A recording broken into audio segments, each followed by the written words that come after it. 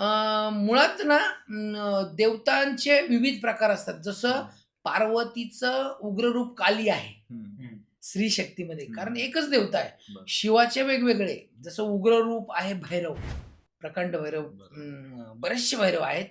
त्याच्यात ज्यावेळेस सती ती हिस्ट्री वेगळी आहे.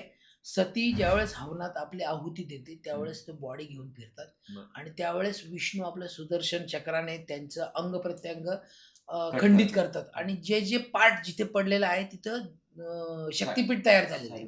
तर कामाख्याच्या ठिकाणी हा इथला भाग तिथे गेलेला होता, योनी मार्ग. हं, हं. तर तिथे त्या पद्धतीने उपासना केल्या जातात. म्हणून सगळ्यात जास्त साधक तिथे असतात. बरं. तो मार्ग वेगळा आहे आणि सगळ्यात जास्त स्त्री साधिका तिथे दिसतात.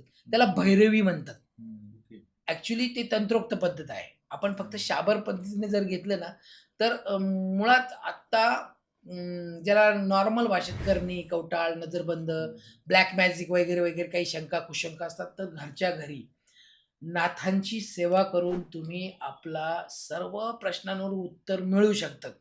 कुठल्याही तांत्रिक, मांत्रिक याचं साथ घेण्याची गरज नाही. लाखो रुपये खर्चण्याची गरज नाहीये.